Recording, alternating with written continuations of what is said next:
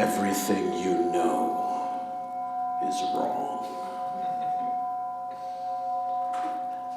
Everything you know out there is wrong. Everything out there wants to extract from you. I'm legerdemain. And welcome to the Nurture Chamber. Now, before we begin our journey, choose a storage device to put all your mental stuff into. And visualize it in your mind. Do you need a small Ziploc? A big old truck? An 18-wheeler? I don't know. Visualize it, put your stuff in it, place it to the side. Now, before we begin our journey, how will you travel on this journey? Do you want to be an egg, a sperm, a platelet, a dandruff? What I'm trying to say is there's no right or wrong. So unclench your jaw. Don't sit like a croissant. Croissant. That's how it's said in Google. Croissant. Let's get into it. Look around the room. Look at the person closest to you. For real. Really look at them. Go ahead. If you're comfortable with eye contact, go ahead. Now close your eyes. How many details can you recall?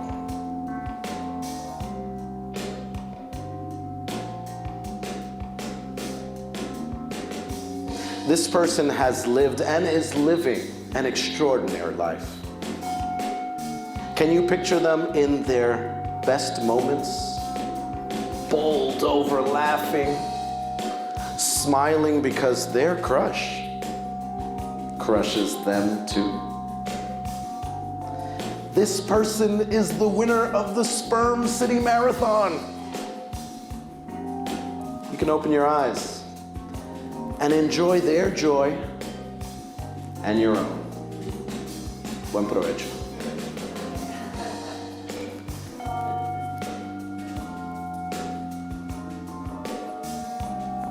The mind is a terrible thing to waste.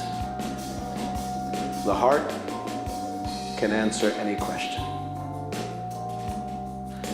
Take a look at that person one more time, a little slower. Really take them in. Now think about, what is it that they hate about themselves that you know makes them uniquely, deliciously them?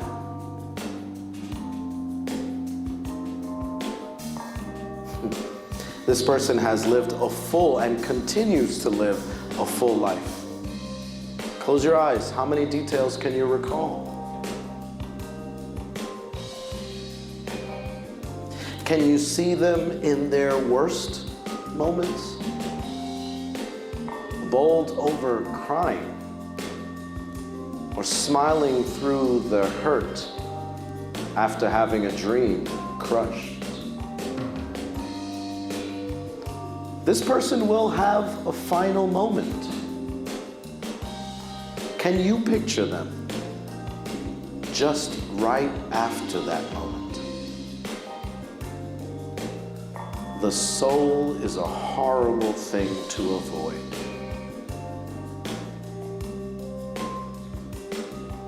You can open your eyes whenever you want.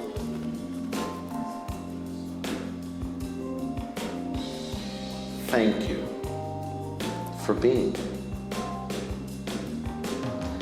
This can just be between us.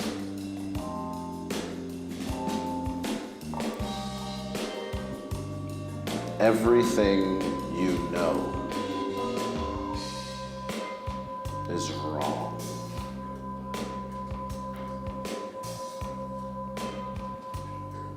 Or maybe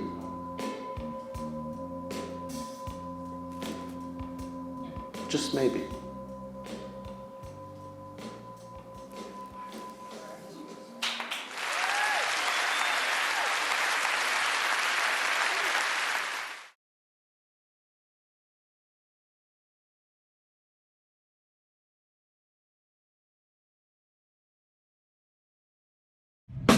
Work it, Nate.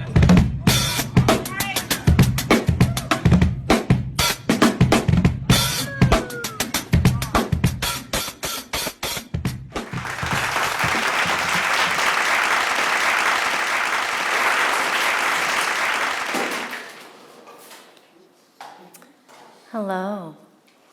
Good evening.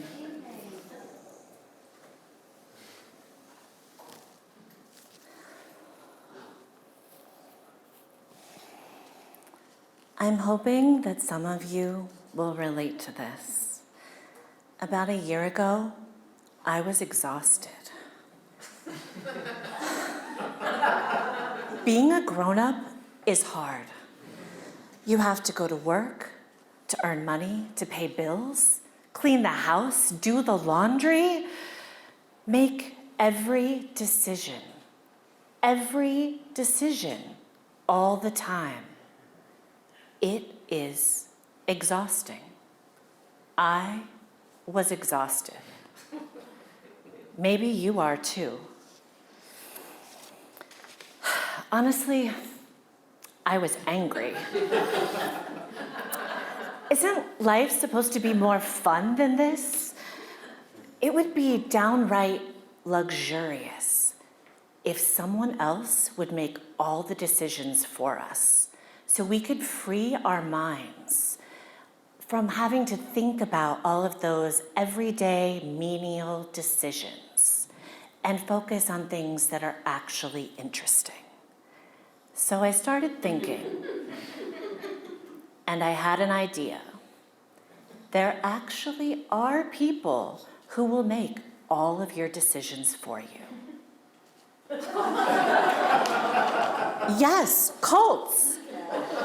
They will make all of the decisions for you, so you don't have to think at all. Not sure what to wear? Wear orange like the Rajneeshis. Not sure if that guy or gal is really the one? Ask twin flames to find you your perfect match. Not sure what to eat to lose weight? Binge God, not food, like the Remnant Fellowship. Of course, there is a problem. Cults don't exactly have the best reputation. Where is Shelley Miscavige? Tom, please, help us find her. I actually broke down thinking about how I had been so close to finding an answer to our decision fatigue, but cults let me down. But I decided to persevere and find out what went wrong. So I became a cult expert. After doing what basically amounts to a PhD in cults, I discovered what the problem was. There are no bad cults, only bad cult leaders. Bad leaders have ruined cults. Bad cult leaders isolate and manipulate their followers, destroy their sense of self, make false promises, and take all your money, all while secretly advancing their own agendas. The current cult leaders are bad people. They should be held accountable for all of the trauma that they have inflicted. We can do better. Good cult leaders can save cults. They won't isolate or manipulate people. They won't dictate their lives, just make suggestions. And they won't take all your money. And that's when I discovered my true calling. I am a good cult leader. At the Coalition of Universal Love and Truth, you can be whoever you want to be. Our decisions for you are just suggestions, and we will always tell you the truth. We will only take some of your money. Now you might be wondering, Goddess Ellen, you were exhausted just trying to make decisions for yourself. How are you going to make decisions for all of us? Excellent question. I knew you were all smart. And thank you for your concern, but you don't need to worry. I have developed my own ritual of chatting with the great prediction teller for guidance on all of the decisions that I need to make and what decisions you need to make too. It was the great prediction teller who decided I should be Goddess Ellen. I can tell some of you, the especially exhausted and overwhelmed, need help. Don't be ashamed. I was once you, and now I can help you have what I have. Chatting with the great prediction teller showed me what I need to be your good cult leader, and it's so simple. Number 1, validate me. Number 2, send me money. And number 3, follow me on TikTok. It's so easy. In fact, because I care about you so much, if you can do even just one step today, you can join me at the Coalition. Just one step. Plus, we'll even give you these validation resources absolutely free, so you know how to help me help you. One of my recent followers is actually working on getting me a horse. And the research shows that good cults work. Happiness has increased for me and for my followers by association. The money, the jewels, the vacations, and the attention that I've received as Goddess Ellen, it's transformed my life for the better. And the universal love and truth that I've been able to share with all of these people, it's truly been the honor of my lifetime. In fact, I am so honored to be Goddess Ellen and share this with you that I chatted GPT and asked him if I should offer you even more, and he said yes. Our advanced studies are exceptional. Plus, we also now have our own line of life-enhancing wellness gummies and energy supplements. Our results have been astounding. 100% satisfaction. So much better than your other options. Are you ready for universal love and truth? Please join me and start your journey now. There is no limit to your future with the Coalition.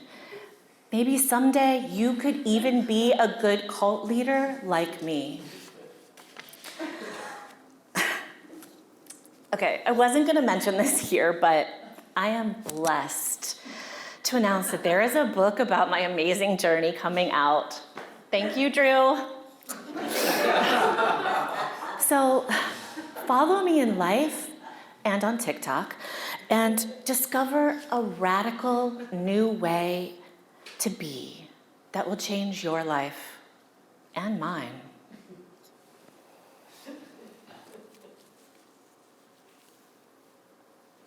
Uh-oh. Be love. Find truth. Lose feathers in your hair. And don't care, because it will always be where you left it.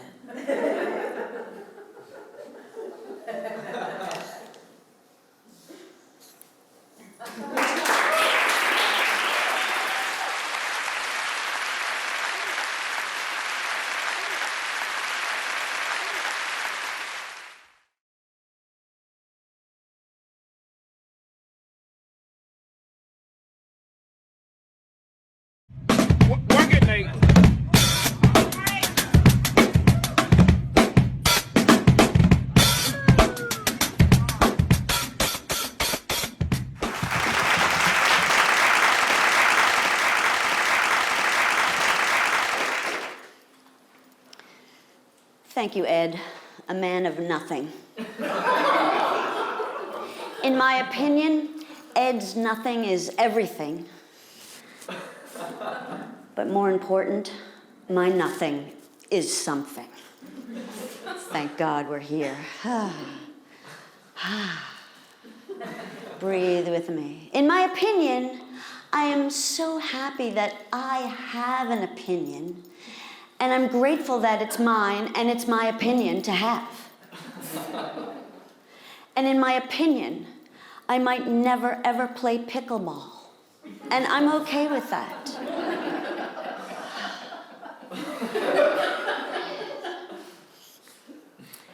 So, who am I, you ask? Nothing. Thank you, Ed, for the inspiration. I'm female identifying some days, depending on how I dress. I'm age defying when I buy enough retinol. Sometimes I'm of indeterminate age and hairstyle. My parents are white people from Maine, and they moved down to Massachusetts, and I left Massachusetts and I went to Harlem. Okay. In my grandfather's lives, they're indigenous Canadians, but I'm not sure because I don't know about the ancestry or that, what is it, our DNA 1, 2, 3. I haven't been tested. Okay, but maybe I'm not just a white lady, okay? In my opinion, I'm more than just a white lady, but in my opinion, I'm glad I'm not a Karen. My point of view these days, in my opinion, is screwy. These are letters I had in my apartment in Harlem. Okay, breathe with me. This has been something I bring forward. Hello, dear. Hello, dear. In my opinion, I'm someone who likes to say hello and greet people. And God love you if you're in the elevator with me and you actually come out of your phone and look at me and go, hey, that is a good day. In my opinion, I understand if people want to be buried in their shit.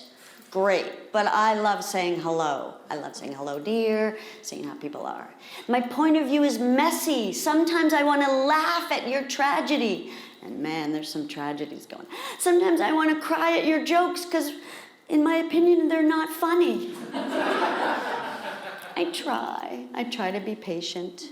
Hello, dear. In my opinion, I'm so grateful that you are actually sitting here and paying attention to every one of us, and you're not buried in your device, your laptop, your computer, your defibrillator, or whatever you have. But you, in that land, behind the camera, thank you for being on your laptop or your phone and taking it all in, because in my opinion, this is going nowhere.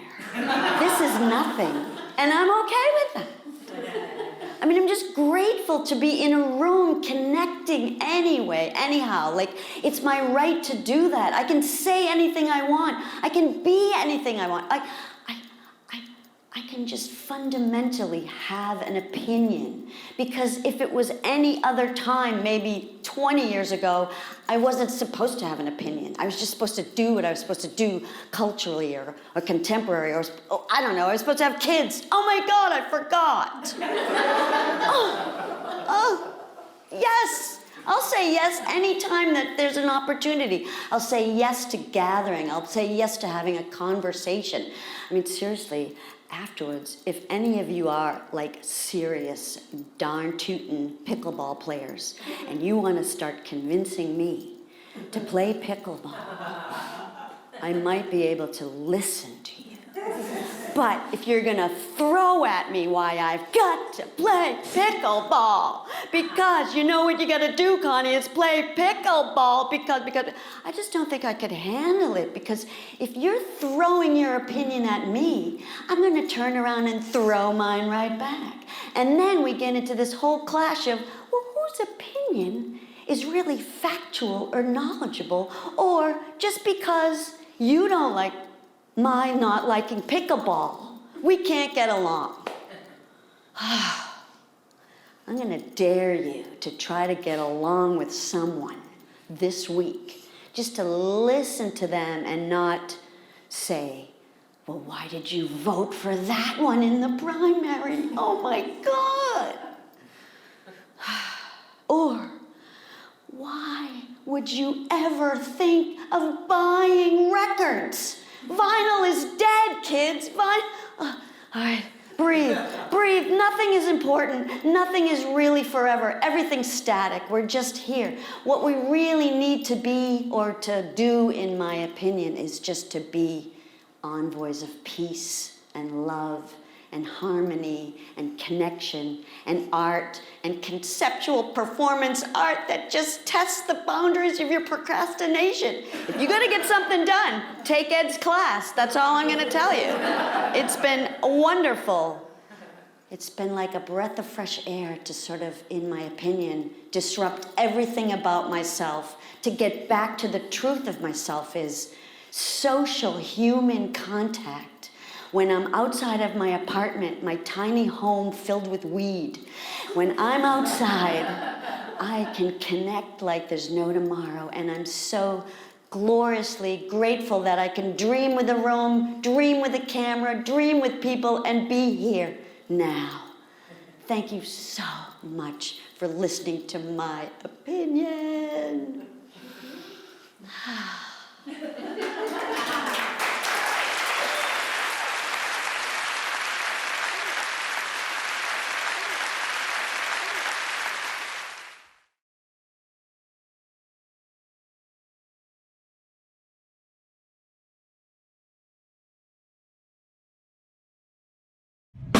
Work it, Nate.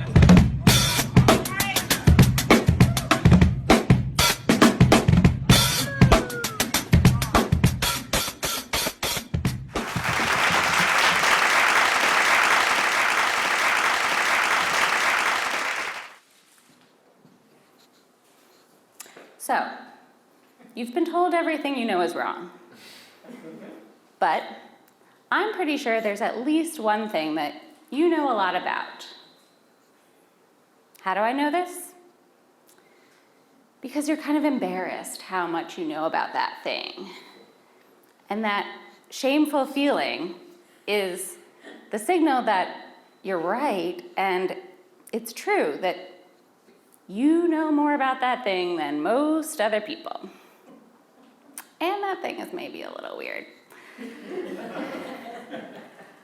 I know this because I have one of those too. I'll tell you mine, and maybe by the end of this presentation, you'll feel empowered to start telling people about yours. So, my maybe kind of weird thing that I know a lot about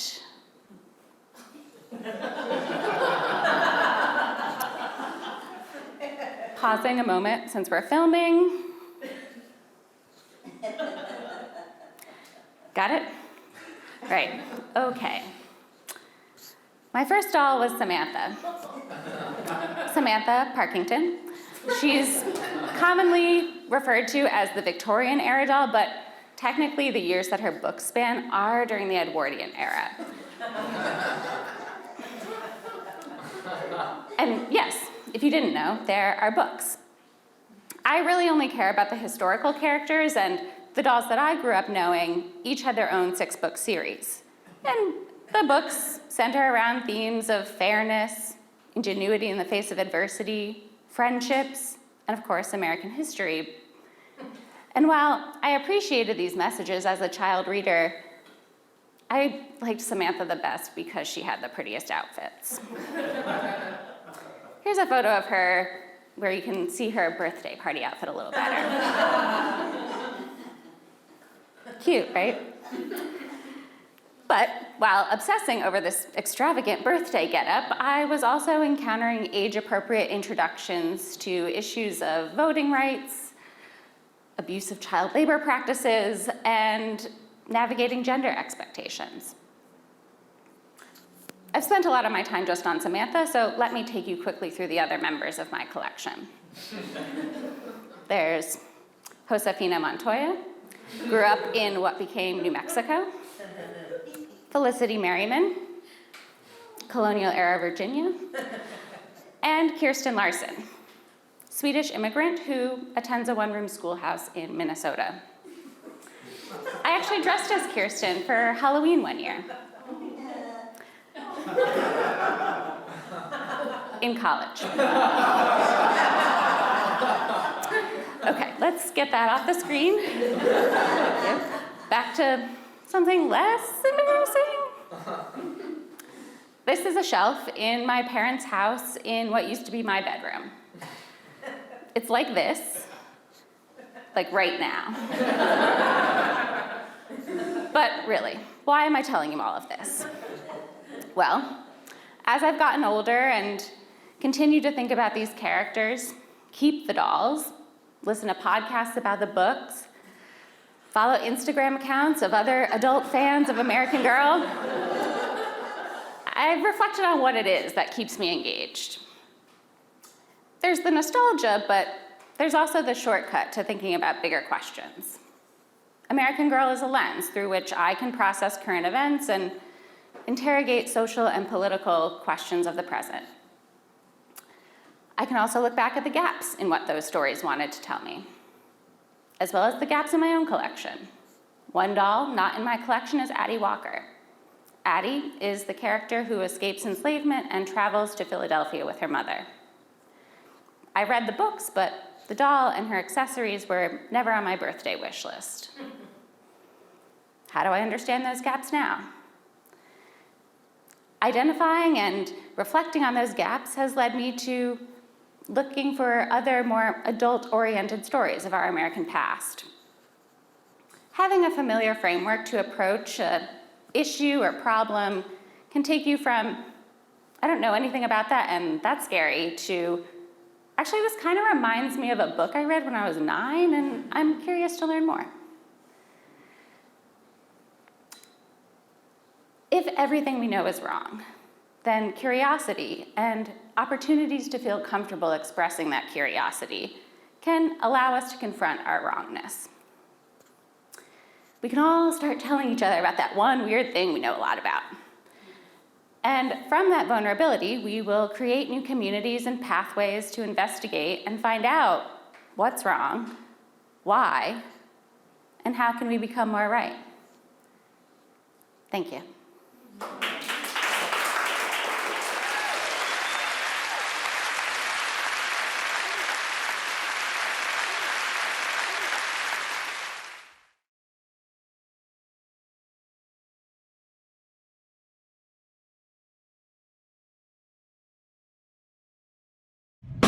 Work it, Nate.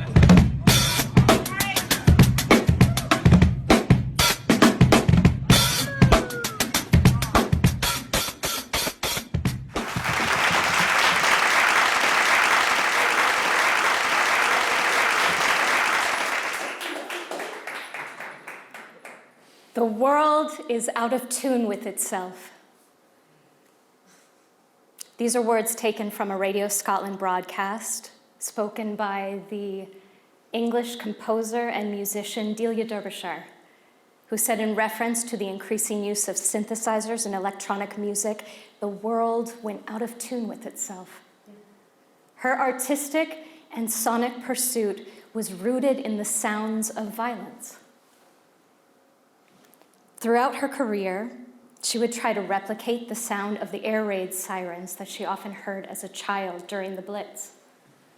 Working in the basement studios of the BBC Radiophonic Workshop, she'd record sounds, mostly from everyday objects, and filtered through oscillators onto analog tape machines, all mono, single-channel recordings that she would record onto tape and then layer in triplicate.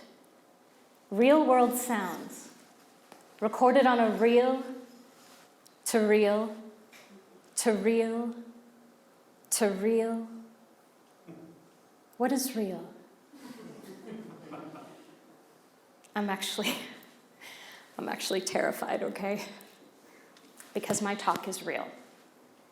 It's not a character, it's me.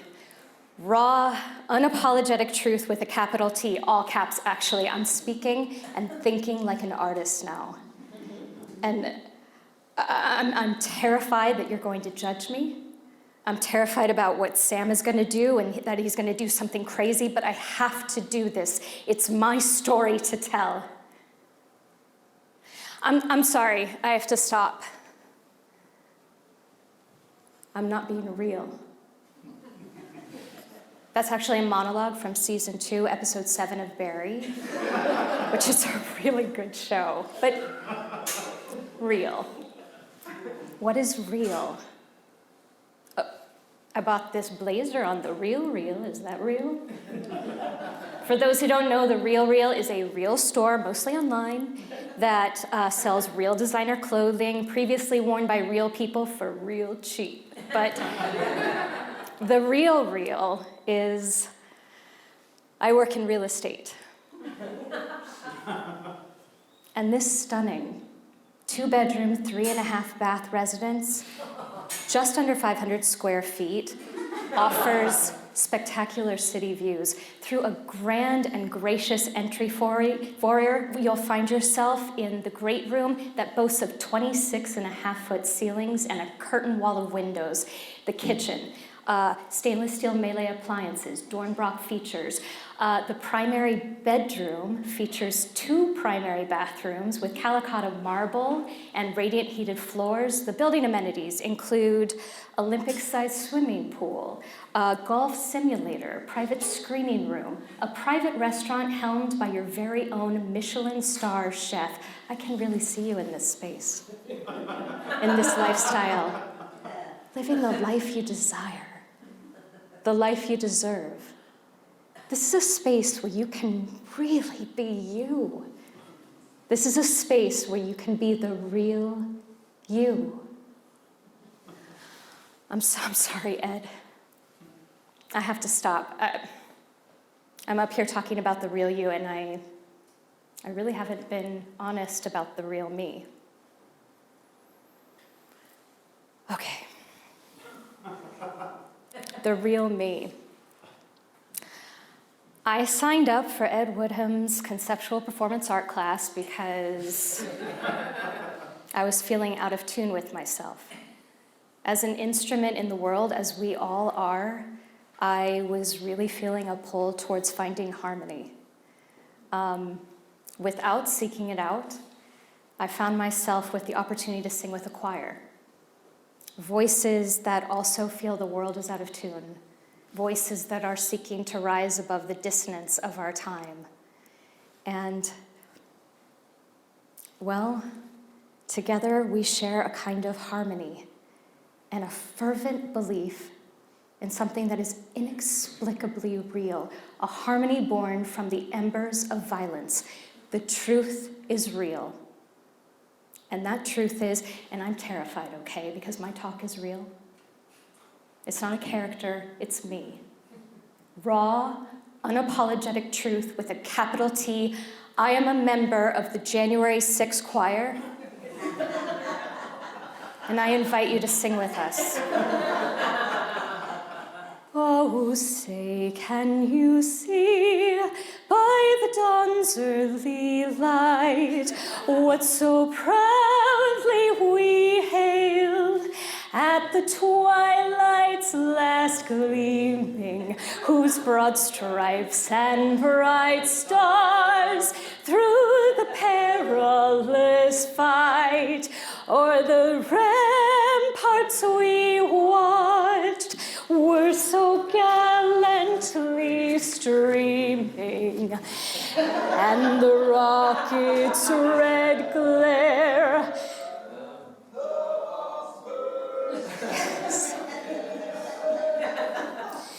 gave proof through the night.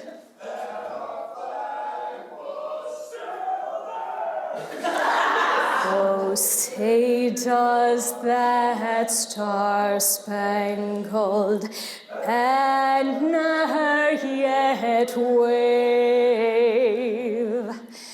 o'er the land of the free and the home of the brave?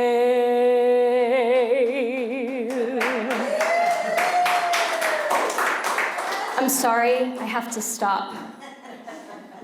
I don't know what's real anymore. Do you? Thank you.